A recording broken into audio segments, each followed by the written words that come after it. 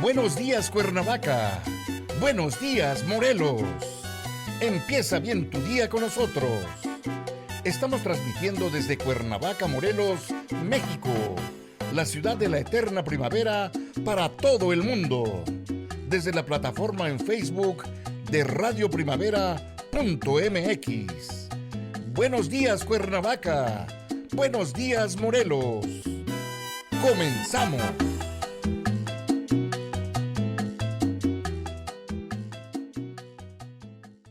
¿Qué tal, amigas, amigos, señoras, señores? Bienvenidos a su programa Compartiendo nuestro Patrimonio Cultural 2021. En este programa donde usted es el centro de nuestros afanes y donde queremos darle a conocer la herencia cultural de todo el mundo, principalmente en América Latina y el Caribe. Y bueno, esto es una tarea que nos gusta hacer porque es un viaje, a veces en el tiempo, a veces en el espacio y a veces en ambos sentidos. Pero siempre es grato saludarles a todos ustedes que nos siguen precisamente a través de Radio Primavera Cuernavaca en Facebook Live. Saludo para todas las personas que nos siguen en los distintos países hasta donde llegamos, de América Latina y el Caribe. Y por supuesto, si hay algún otro país, por supuesto, les vamos a agradecer que se pongan en contacto con nosotros y nos digan de dónde nos están siguiendo en Radio Primavera Cuernavaca, en Facebook Live.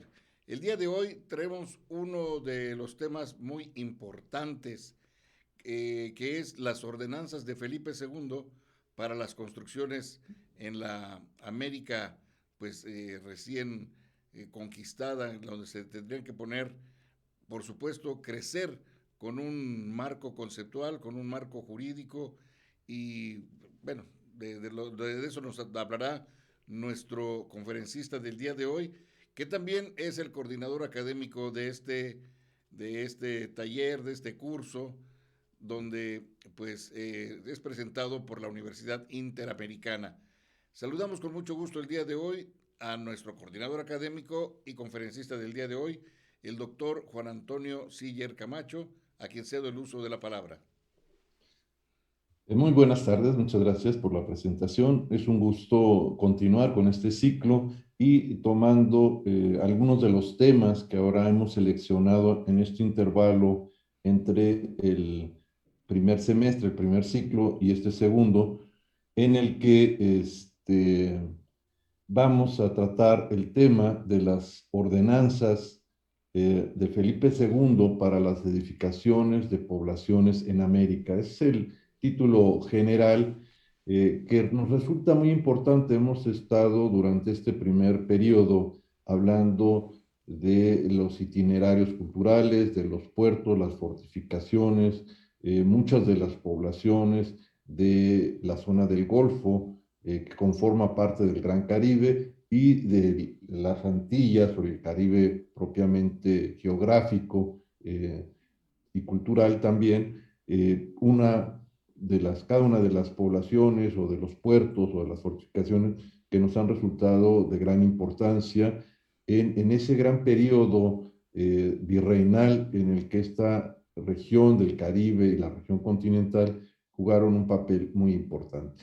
Hemos querido en este intervalo entre el primero y segundo semestre, en donde entraremos con una programación complementaria, hablar de algunos temas que pueden ayudarnos a entender muchas de estas poblaciones, puertos y fortificaciones. Y uno de estos temas son las ordenanzas de Felipe II. Estas fueron realizadas el 13 de julio de 1573 por Felipe II, rey de España y de los dominios en los continentes, en los bosques de Segovia, y fue el lugar donde se realizaron estas ordenanzas que fueron enviadas a sus reinos en América o en las Indias, como era llamado.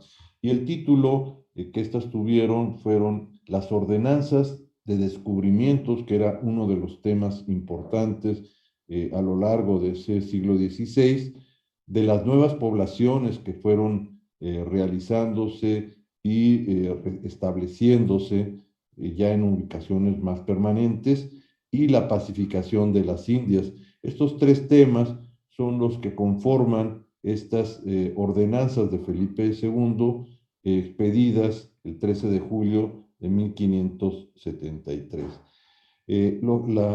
Constituyen 148 capítulos entre estos tres temas que he mencionado. Del primer capítulo al 31 toca todos los aspectos relativos a descubrimientos. Del capítulo 32 al 37 especifica más sobre las nuevas poblaciones en el Nuevo Mundo, como era llamado en el dominio español, y de la 137 a la 148 son ordenanzas que tienen que ver con regular las pacificaciones en los territorios o en las áreas americanas que estaban bajo este control. Lo que es importante es que 105 capítulos de alguna manera tienen regulación o tienen que ver con regulación de los asentamientos. Recordemos, en muchos de estos poblados se cambian los asentamientos. A veces se habla del pueblo viejo, que es el primer asentamiento, muchas veces tiene una reubicación y es el establecimiento más definitivo. Algunos llegaron a tener hasta 5 sitios en donde se establecieron, hasta que finalmente en uno de ellos fue donde se hizo la ciudad que continúa hasta nuestra fecha. Entre algunos de los temas que voy a ir comentando y voy a hacer algunas lecturas breves, es hacer ciudad en virtud del establecimiento de una población constructora codificada por el descubrimiento y la ordenanza, y por otra eran los objetivos, la reducida, o sea, las reducciones de población a lugares en donde estas poblaciones eran establecidas, complementarias a la urbe. Y estas ordenanzas tienen que ver tanto con el entorno urbano como el rural, en un ascendiente autóctono, y que llega a su expresión plena hacia 1573 con estas ordenanzas, la Real Ordenanza expedida por Felipe II, de la que estamos haciendo mención. Todo ello es importante porque de alguna manera, desde inicios del siglo XVI, se habían ya establecido muchos asentamientos, pero estas ordenanzas lo que hacen es establecer una regulación, un ordenamiento de todas ellas para establecer una mejor administración y policía de todos estos sitios. Algunos autores, como Ramón Ramírez Ibarra, al cual consulté, habla que hay 4 momentos claves en el desarrollo del proceso urbanizador que diversos investigadores han identificado como etapas. Una, la etapa circuncaribe de 1492, que son los descubrimientos de Colón, a 1519, en la región Caribe, funge como el principal centro de actividades debido al descubrimiento y a la aclimatación hispana de toda la zona y la región. Básicamente van a ser la Española, la Antilla Mayor, Cuba, Puerto Rico y algunas otras, que son los primeros asentamientos en donde esta aclimatación cultural y asentamientos temporales y plataforma para la ocupación de la zona continental se llevó a cabo. Una segunda etapa es identificada como la etapa continental de 1520 a 1572, previo a las ordenanzas de 1573, en donde se realiza el contacto con las culturas prehispánicas y el reconocimiento de formas ordenadas con trazos y densidades adecuadas a las búsquedas de referentes de asentamientos urbanos y congregaciones. Una tercera etapa continental va de 1573 a 1753, que arrancaría con la promulgación de las ordenanzas de Felipe II en ese año, y en donde se establecen las expectativas y ciclos de fundación con elementos bien definidos como iglesias, templos, tribunales, universidades, palacios, hospitales, calzadas, acueductos, plazas y todas las edificaciones y la infraestructura que estos centros urbanos van a tener en el Nuevo Mundo. Por último, una etapa final es en la región continental, es de 1754, surgida de España, borbónica, donde aparece una política de reformas ilustradas para la cual lo principal es el aprovechamiento del suelo y la distribución territorial, según este autor que hemos mencionado, Ramón Ramírez Ibarra.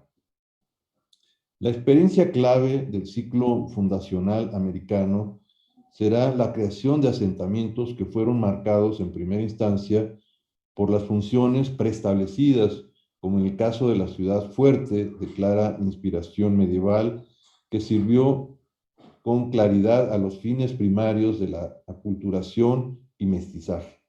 La primera conocida es Fuerte Navidad, en 1492, ubicada en Haití, en la República, lo que es la isla, la República Dominicana actualmente, la española en su momento, y que fundara Cristóbal Colón, pero una diversidad de ciudades suramericanas también se desarrollaron, al igual que las del Caribe, como Santo Domingo en 1496, en República Dominicana, Valdivia en 1552, en lo que es la capitanía actualmente de lo que es Chile, Concepción en 1550, La Serena en 1544 en Chile también, Santa Cruz en 1561 en Bolivia, que es un primer asentamiento y después esta ciudad se mueve al asentamiento actual, Nueva Cádiz en 1520, Maracaibo en 1529, en Venezuela o Baracoa en 1511, en Cuba, donde se deja ver este ideal de fortificación y masivo de este nuevo mundo y sobre todo tanto de la zona del Caribe como de la zona continental. Luego se añadirán a este esquema tanto La Habana, que tuvo un asentamiento desde 1515, y Cartagena de Indias de 1533, como Veracruz en 1519 y Campeche en México en 1540. Algunas de las ordenanzas, no todas, solamente voy a abordar algunas de ellas, que nos resultan importantes como un referente del nuevo diseño urbano para las ciudades americanas, muchas veces sobrepuestos a asentamientos preexistentes de poblaciones indígenas previamente ya establecidas y que el asentamiento español ocupa el mismo asentamiento, en otras son cambiados a nuevos asentamientos, como es el caso de muchas nuevas trazas que se hacen en ciudades. Ciudad de México ocupa un antiguo asentamiento de México Tenochtitlan, la ciudad de Oaxaca ocupa parte de un asentamiento antiguo, pero es una traza reticular española en una explanada, y así muchas grandes ciudades y asentamientos van tomando forma en la zona del territorio.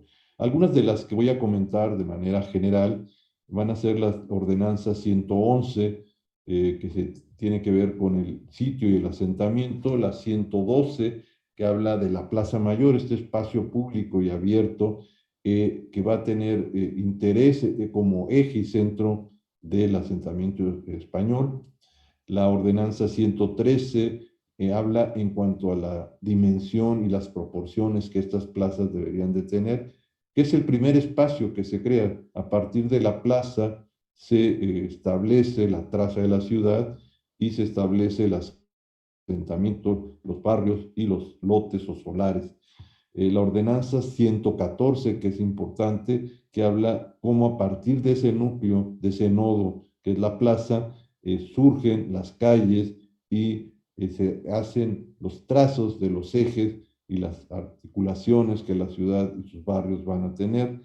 Y la ordenanza 115 habla de la importancia de tener lugares semicubiertos, es decir, los pórticos, los portales que todas nuestras ciudades o muchas de ellas tienen como un espacio intermedio entre el espacio exterior y el espacio interior de esos predios, de esos inmuebles históricos, a través de arquerías o de pórticos, en donde se puede transitar, pero que se puede estar bajo la protección del sol, la lluvia, y que son lugares de una gran actividad cultural y comercial en las nuevas ciudades.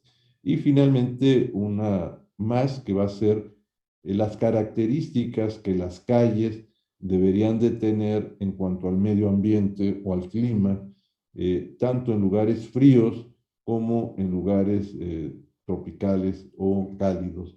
Entonces, estas ordenanzas son las que voy a comentar de forma general, con mucho más detalle. Uno de la ordenanza 111 plantea que habiendo hecho elección del sitio en donde ha de hacerse la población, como está dicho, han de ser lugares levantados o elevados en donde haya sanidad y fortaleza, es decir, que el lugar tenga cierta protección bioclimática en cuanto a los vientos, a las epidemias que muchas veces había en la zona de la costa, que eran lugares muy insalubres y donde había muchas enfermedades, particularmente para la población española que no estaba acostumbrada a estas condiciones. El lugar de elección debía de contar también con un aspecto importante, que era la fertilidad y el acopio de tierras de labor y pasto en el entorno, así como la leña, madera y los abastecimientos que las poblaciones requerían para su desarrollo futuro. La ordenanza 112 hace referencia a ese espacio exterior y nodal. Es decir, la imagen de una ciudad la podemos establecer a partir de un nodo y que en este caso la plaza lo constituye, un hito que son los referentes que identifican a cada ciudad, los barrios que son la estructura que lo conforma, los bordes que son los elementos naturales o culturales que la delimitan y las circulaciones que son las que establecen la relación con todos estos 5 componentes. Pero la Plaza Mayor va a ser muy significativa, va a ser de gran dimensión, de buena proporción y es en el que se indica que es el punto de partida para comenzar la población y se establecen las características que ésta debe de tener. En muchos sitios, como en el caso de Comayagua, por ejemplo, en Honduras, la plaza de original del asentamiento, después hubo otras plazas periféricas, pero la plaza principal, la de origen, tiene al centro una picota. Una picota es una base de piedra sobre la cual se establece como el eje, el trazo y la justicia que se va a impartir en ese asentamiento. En la picota se imparte la justicia y se castiga al que incumple las normas de la ciudad, pero además es como una especie de mojonera, o fue, muchos han desaparecido, en Comayagua la podemos ver todavía al centro de la plaza, es donde se traza, es el punto geodésico desde el cual se traza la ciudad y se trazan la plaza principal, se trazan las calles a cordel, etc. Esta referencia habla de que esta plaza o este espacio exterior en la costa de mar, esta plaza mayor debe de hacerse cercana al embarcadero, es decir, debe de estar cercana a la zona de la Puerta de Mar. Estas ciudades después fueron fortificadas y tuvieron una muralla perimetral, 2 puertas, la puerta de tierra contraria a la entrada de mar, y la puerta de mar hacia el embarcadero.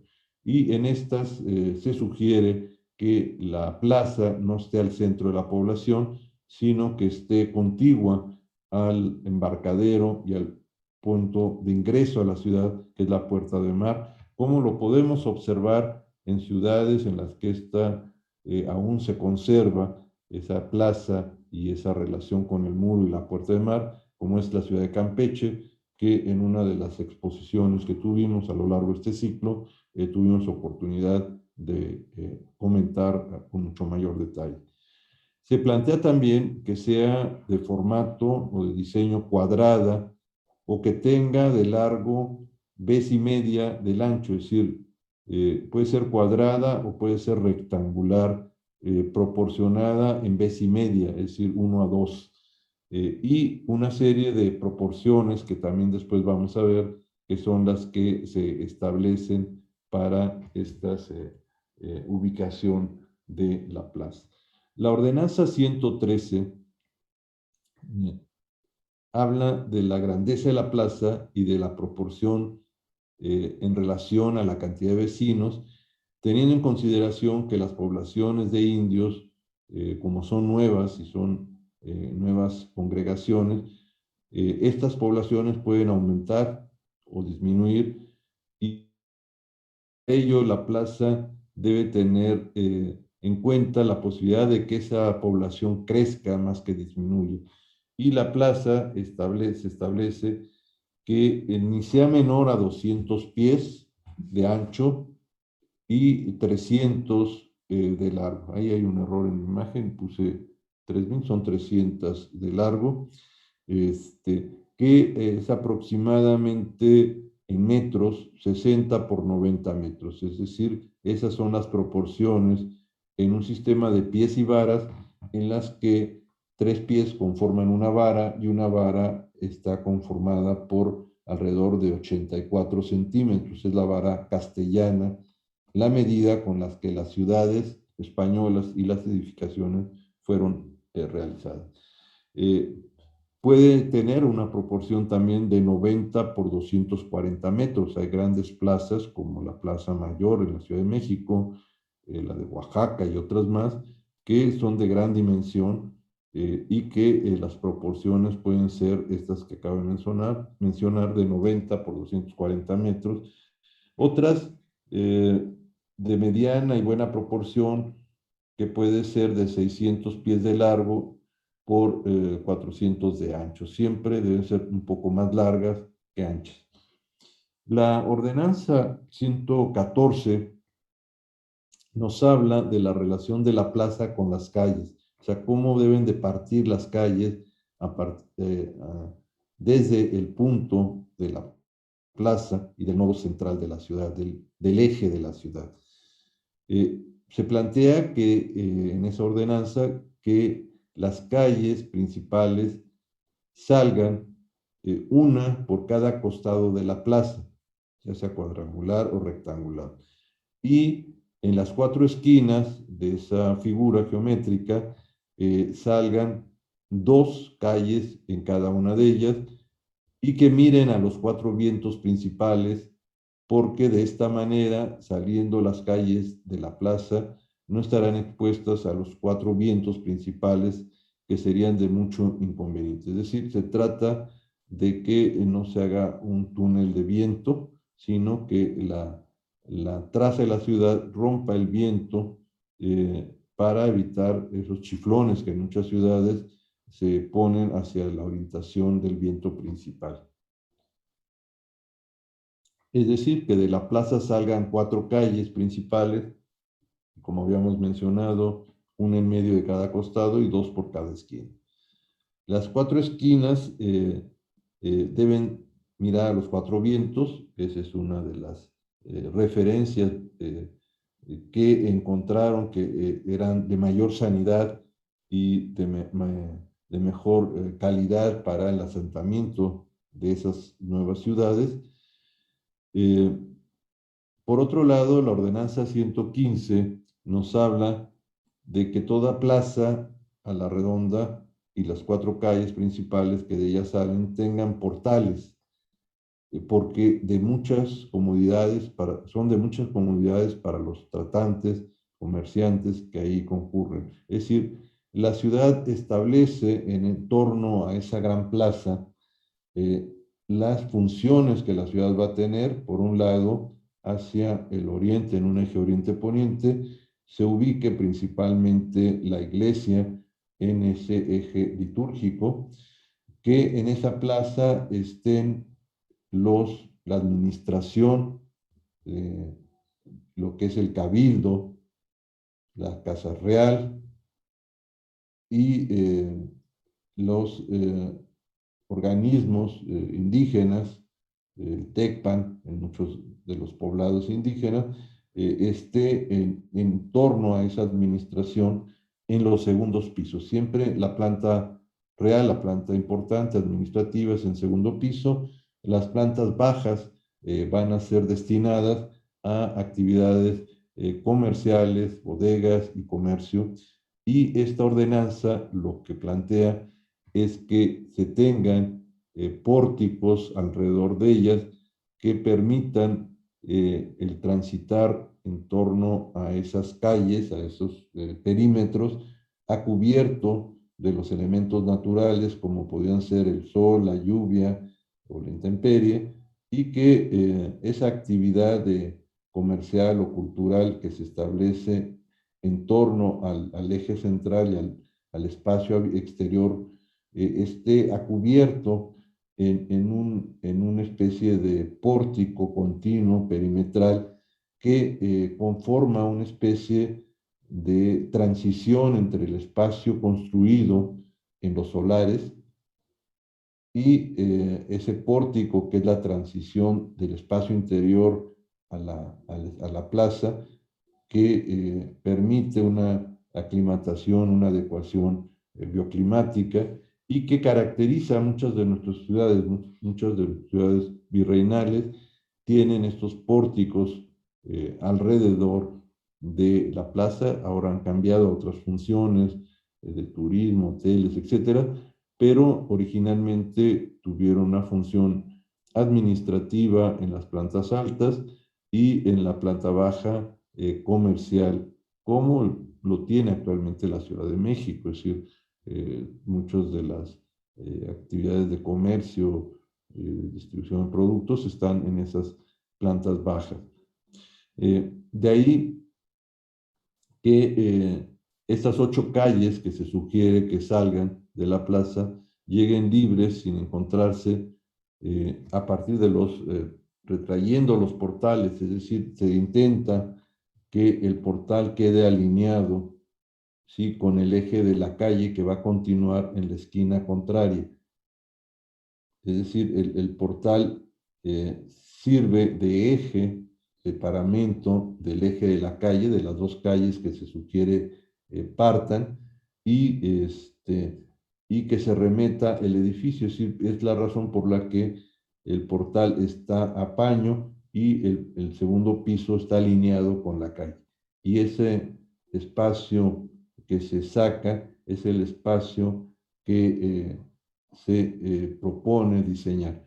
No siempre se logró esto porque muchas poblaciones ya tenían trazas, planos, pórticos, etcétera, pero la intención es regular. La intención de esta ordenanza fue ordenar que estos espacios que no lo tenían, lo tuvieran, y procurar de que hubiera cierta norma, más que reglamento, cierta norma que se siguiera en todas estas poblaciones.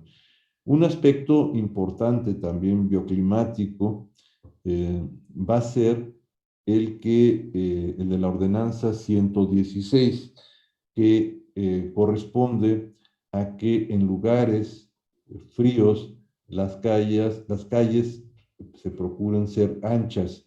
Esto con la idea de que el asoleamiento en lugares fríos pueda entrar a las fachadas de las casas y dar un mejor asoleamiento y hábitat en el interior de ellas por el clima.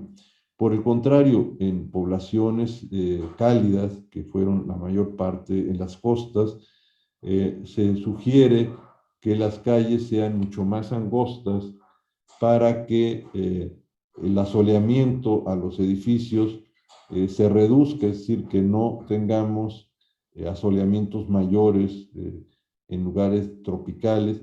Y esa es la razón por la que en muchas poblaciones de puertos las calles van a ser angostas y prácticamente una fachada de la calle produce sombra a la otra en algún momento del día y hace que esto sea mucho más fresco, que los asoleamientos se reduzcan y que las condiciones ambientales en los interiores sean mucho mejor.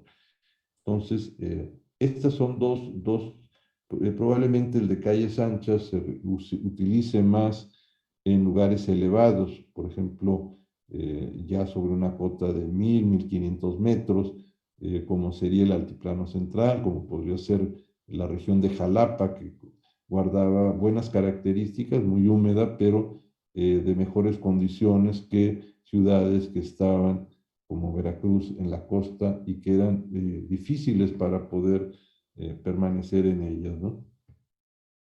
Se sugiere también que en ciertos lugares se privilegie para su defensa, si es el caso, que las calles sean anchas para el uso de los caballeros y las cabalgaduras en la defensa de los poblados, cosa que probablemente funcionó más en Europa que en la región de América. Antes de finalizar y darles las gracias, creo que sería también importante algunas cosas que no se mencionan ahora, pero que están en estas series de ordenamientos, como sería la ubicación de los rastros que no estén en los vientos dominantes, sino que estén o afuera de la ciudad o en un lugar donde el viento no arrastre el olor del rastro al resto de la ciudad, la ubicación de los hospitales en algún momento y la dimensión de los lotes o solares. Estos manzanas de 100 varas por 100 varas eran repartidas en 4 grandes solares, después se fueron fraccionando en solares mucho más reducidos, pero en la dimensión de los solares, que es el concepto más que manzana o lote, eran solares, viene regulada en varas, es decir, 100 varas conforma una manzana y la idea de hacerlas en damero, a cordel, que no fue posible en centros mineros por las características de los lugares y la topografía, pero que en lugares planos como Oaxaca, como Puebla, como la Ciudad de México, como Yucatán, Mérida, Campeche, pueda ser mucho más fácil hacer esta retícula ortogonal que permita que las líneas salgan, que las calles salgan a cordel, es decir, alineadas y de manera mucho más regular. Entonces, muchas de estas ordenanzas regularon y están presentes en el urbanismo virreinal y las variantes que vamos a tener entre las ciudades que ya estaban establecidas en los puertos y en las costas, como es el caso de Cartagena, que acabamos de ver hace unos días, y Campeche y otras más. Pues con esto creo que damos una entrada a este tema. Yo los invito a que eh, consulten también las ordenanzas de descubrimientos y las Doctor, ordenanzas. ¿puede dejar de compartir pantalla? Sí, ahí está. Ahí está, Listo. perfecto. Pues con esto damos espacio para hablar de este tema que tiene que ver con el urbanismo, el diseño urbano, las ordenanzas y las regulaciones que en todo el dominio español en América fueron aplicadas. Hubo otras para el dominio portugués que estamos tratando de ver qué capitulaciones o qué normas se siguieron en estos otros asentamientos que no estaban bajo el control español, pero que de alguna manera normaron o establecieron de qué manera esos puertos, fortificaciones o poblaciones en la costa o tierra adentro eh, podían ser establecidas, ¿no? Bien, pues dejamos a comentarios y preguntas. Sí, si alguno de nuestros amigos tiene un comentario, yo le quiero preguntar, por supuesto, cuando habla de las últimas, en la 116, quizás si no mal recuerdo, en esa ordenanza, pues inmediatamente viene a mi mente Cuernavaca, porque para el público que nos sigue y que no conoce todavía Cuernavaca, que próximamente será bienvenido, decirles que Cuernavaca es una calle con subidas y bajadas, una calle donde había lomas. Decían que eso le recordaba a Hernán Cortés, a Santiago de Cuba, que es una ciudad cubana, si no es que la única, que también con lomas. Y entonces, ¿por qué están tan pequeñas las calles en Cuernavaca, doctor? A diferencia de las de la Ciudad de México, que son grandes, pero ahí inmediatamente después quizás viene la respuesta donde dice, donde haga clima frío, que sean anchas, y donde haga clima caluroso, sean angostas. ¿Se aplicó este término aquí en Cuernavaca, doctor? En Cuernavaca, y qué bueno que a mí se me pasó comentar esto, pero es un buen ejemplo, gracias por recordarlo.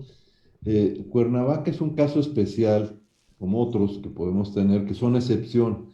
Esta es una norma como general a aplicar a una desregulación que había a regularizarlos. Es como cuando algo que creció mal o un poco en desorden y se dice vamos a poner orden y vamos a hacer una mejor planificación, una ordenanza que fue, porque si nos fijamos, es 1573, ya el Gran Caribe estaba establecido, ya la zona continental ya tenía ciudades que se habían hecho pues con ideas de un tipo y de otro y siguiendo muchos ordenamientos también y criterios que cada uno de los alarifes, Alonso García Bravo para México, para la Ciudad de México, para Oaxaca, hicieron a Cordel y en Damero, pero tenemos toda la zona de minería con las traces de platos rotos, son calles quebradas, pero en el caso de Cuernavaca, recordemos que era un marquesado y que actuó el marquesado. Hubo otros marquesados que al que se lo asignaron nunca lo vio en vida, pero en el caso de Cuernavaca era una villa y era un marquesado. Y si nos fijamos, lo que tenemos en la traza de Cuernavaca era una plaza de armas, no una plaza mayor. Es decir, el eje lo constituyó la plaza de armas del Palacio de Cortés. Es decir, el Palacio de Cortés crea un recinto cerrado, amurallado, con almenas, con torreones, que no es una plaza mayor, es una plaza de armas, un recinto cerrado, había una guarnición militar en este lugar. Eh, Se hace una pequeña plaza en otro costado, y en las dos lomas altas que había, en una se establece el Palacio de Cortés, en esa elevación, sobre un palacio tlahuica preexistente, es decir, la sobreposición del gobierno de Cortés sobre las comunidades indígenas, y en la otra había una gran plataforma también que tuvimos oportunidad de explorar en algún momento, donde se hace la actual catedral, el convento de San Francisco. Había otro asentamiento prehispánico muy importante y era una gran plataforma de basamento que se usó como cimentación. Pero si se fija, no hay el concepto de la plaza administrativa con las autoridades, porque aquí la autoridad era Cortés, él tenía su plaza de armas, su palacio, la representación religiosa está en la otra loma con una especie de pequeña plaza, el cabildo estuvo enfrente con la administración indígena, pero no aplica este concepto de ciudad porque es un marquesado y una villa. Y en este caso tenemos una distribución diferente, es decir, la iglesia no está en torno a la plaza de armas. Había una capilla interior en la plaza de armas de Cortés, pero En las otras ciudades hay una gran plaza, la iglesia está alrededor, la Casa Real, la administración de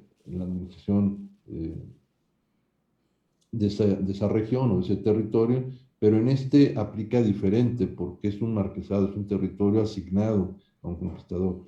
Entonces, ese es uno. Lo otro es un asentamiento sobre varias lomas que corren a lo largo y que son barrancas muy profundas, que una de las cosas que se intentó hacer es comunicarla con puentes. Había unos cuantos puentes del siglo XVI que comunicaban al oriente, en los pueblos que venían del oriente, en este puente del Diablo, que es un puente muy antiguo.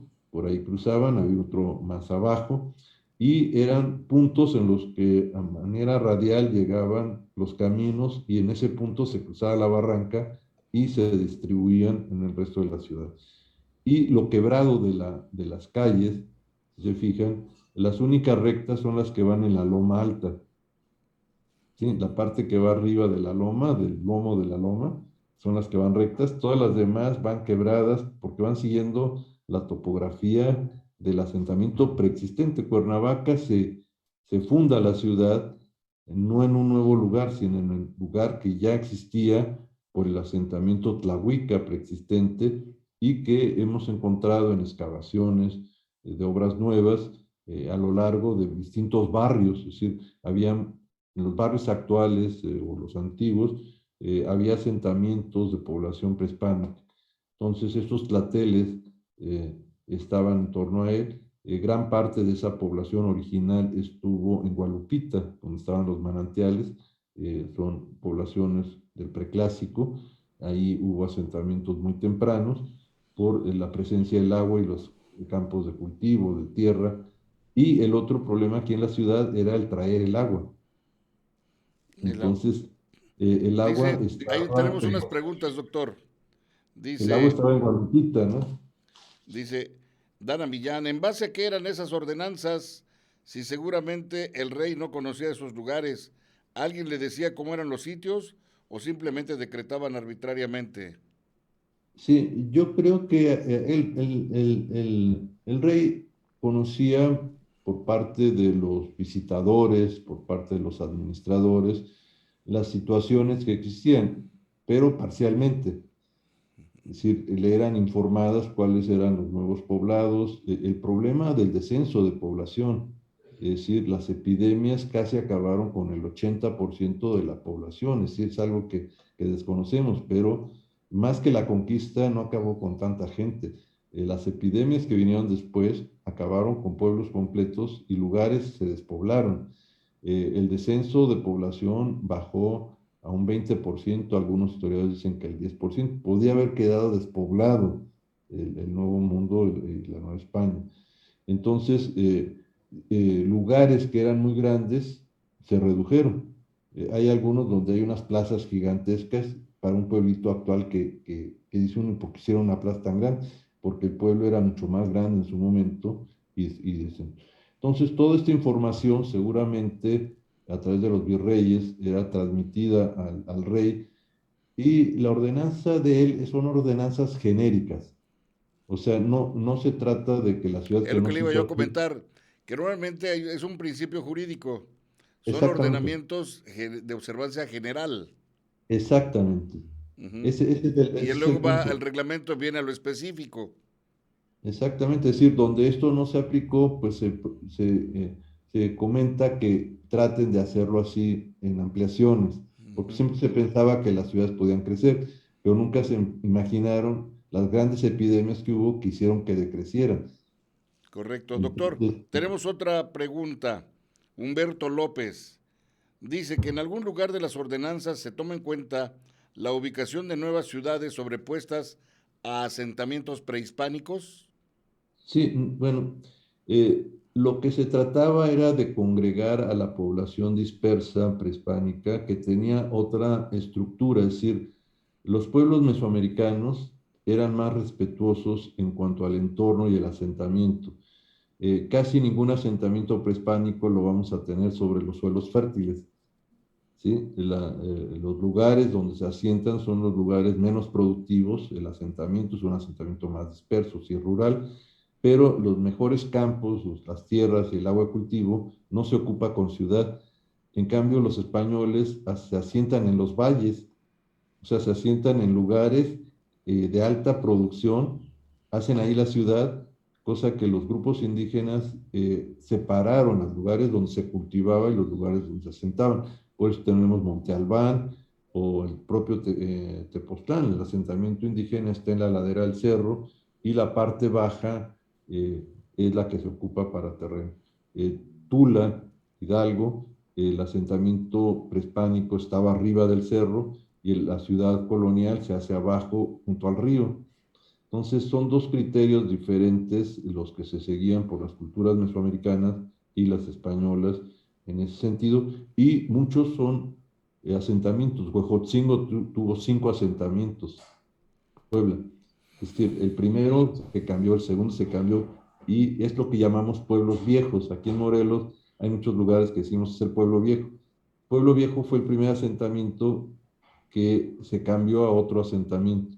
Es decir, poblados que disminuían, se congregaban nuevamente en otros que tenían todavía población y entonces se creaba un nuevo pueblo, a veces sobre pueblos existentes y a veces sobre nuevos asentamientos. Muy bien, pues ya no tenemos ninguna otra pregunta. Parece que estuvo muy bien explicado, doctor. Y bueno, pues vamos a procurar la próxima semana. ¿Qué tema tenemos? Quiero tratar, ya que tuvimos el tema de Cartagena de Indias a nivel de ciudad y a nivel de fortificaciones, murallas, los Antonelli, etcétera, creo que no hemos tratado la arquitectura civil. Ah, Entonces me bien. parecería importante que tomáramos a Cartagena como referencia para hablar de la arquitectura civil, es decir, no solamente las fortificaciones, sino cómo vivía la gente no en fortificaciones, sino en sus casas, y el tipo de arquitectura. Mucha arquitectura de estas regiones se hacía en madera y muchos arquitectos o maestros, más que arquitectos, eran alarifes, eran carpinteros de barcos, eran carpinteros de ribera. Entonces, muchas obras que se hicieron en madera se hacían con los criterios de ensambles y con carpinteros que hacían embarcación. Entonces, vamos a hablar de Cartagena de Indias con dibujos, es decir, encontré, hoy fue más jurídica la conferencia, Sí, doctor, con tenemos textos. otra pregunta Sí, de adelante. Gerardo Arturo Ramírez Hernández. Sí. Dice, una presentación como esta permite ver de dónde viene el origen de algunas de las características de nuestras ciudades, en por qué hoy son como son y vemos lo que vemos. Doctor, ¿Sí? Si vemos, por ejemplo, en cualquiera de los pueblos, en Pátzcuaro, por ejemplo, por decir algo, vemos que hay una plaza, la de Vasco de Quirauja, enorme. Es una plaza gigantesca, en un espacio amplio, arbolado, que correspondía a esa idea de espacios exteriores de esta población indígena y asentamiento mestizo, pero vemos eh, que todas ellas tienen un pórtico alrededor y la actividad comercial, las tiendas de los productos de alimentación o bajo el propio portal se vendían cosas. Muchas ilustraciones que vemos, además de las plazas que tenían cubiertas temporales, muchas de las cosas se vendían en el pórtico. Y además los pórticos nos permitían comunicarnos a cubierto entre un lugar y otro. O sea, se podía recorrer la plaza perimetralmente a cubierto si había lluvia o sol a través del pórtico. El pórtico nos resulta un espacio urbano muy interesante porque es un espacio a cubierto. como los portales de Toluca. Los portales de Toluca, es decir, el portal es un espacio de transición entre el espacio exterior, la plaza, y el espacio interior, donde se puede estar o circular. Entonces, una característica especial y espacial de la arquitectura virreinal que encontramos en muchas de nuestras ciudades. En algunas donde la lluvia es muy fuerte, los volados de las casas son tan amplios como Cuetzalan, que casi se tocan, y entonces puede uno circular por la banqueta, en el centro va el arroyo del agua, circular a cubierto en lugares como Jalapa también, donde llueve mucho.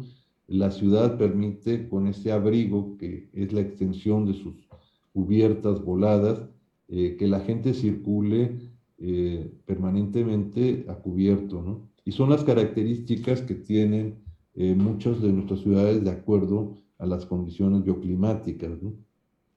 Perfecto. Doctor Siger, pues muchas gracias, porque como siempre nos ha llevado a este viaje, mencionábamos el tiempo, el espacio, y ahora la cuestión de este tema, que tiene que ver con la cuestión jurídica, pero también tiene que ver con la cuestión arquitectónica. Muy bien, sí es. Y yo les agradezco la ilustración que pusieron de Sí, aquí Felipe estoy II. con, acá, con Sí, Felipe II. Mire usted en qué nuestro director muy, técnico Francisco Martínez me puso a la altura de este rey.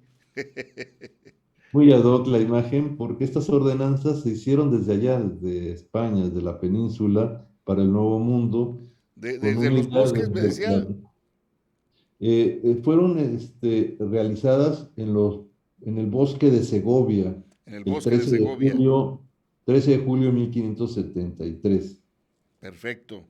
13 de julio de 1573. Bueno, pues muy amable, doctor Siller. Muchas gracias a todos ustedes que nos siguieron y las personas que, pues ya les mencionamos que nuestro director técnico Francisco Martínez lo sube a YouTube, también en la página de Radio Primavera Cuernavaca, donde usted lo puede ver, lo puede analizar, para que sea incluso como lo están haciendo en la ciudad de Oregon, allá en la Unión Americana, pues a través de la maestra Jessica Zapata en Eugene Arte Latino, pues lo toman como material de consulta académica, y usted que nos está viendo, nos está escuchando, pues también puede comentarlo con su familia, porque créanme que cuando uno comienza a darle la importancia que mencionaba usted, doctor, de ser una cuestión de entender nuestro origen, como ya lo mencionamos aquí en Cuernavaca, que decimos, ¿y por qué en Cuernavaca no se pensó en hacer unas calles más amplias? Bueno, cierta justificación la encontramos aquí en estas ordenanzas, aunque Cuernavaca comenzó desde 1500, inmediatamente después de la caída de Tenochtitlán, de 1521, bueno, comenzó a gestarse ya la villa de Cuernavaca, que ya usted lo mencionó, era villa y era marquesado, doctor. Sí, era Entonces, propiedad de Cortés y un territorio muy amplio con un que territorio llegaba, amplísimo, amplísimo. Y en aquel llegaba, entonces ver todas estas construcciones, bueno, pues hay que imaginarlas, porque a veces la capacidad de asombro, doctor, ante lo cotidiano se pierde. Y entonces ya no vemos la magnificencia del Palacio de Cortés o de la misma catedral, que están en lomas diferentes, pero habría que hacer precisamente este ejercicio de imaginación para entender cómo fue usted lo menciona, este concepto etnoantropológico. sí, creo que Cuernavaca es un caso especial que la interpretación de ese caso nos permite ver las diferencias que había en muchas ordenanzas, ciudades y casos diferentes, como fue el caso de la Villa de Cuernavaca y el marquesado de Hernán Cortés, que fue un marquesado, uno de los más grandes que se dio en el virreinato. Sí, por supuesto. Bien, doctor, pues muchas gracias y muchas gracias a nuestro amable auditorio. Soy Arturo Aguirre, director de Radio Primavera Cuernavaca, y pues les agradecemos mucho el favor de su atención. Los invitamos la próxima semana con más en este ciclo Recuperando nuestro Patrimonio Cultural Compartido 2021. Hasta entonces, que la pasen muy bien. Muchas gracias, doctor. Muchas gracias, buen día a todos. Ya nos vamos, pero recuerda, estás en radioprimavera.mx. Buenos días, Cuernavaca. Buenos días, Morelos.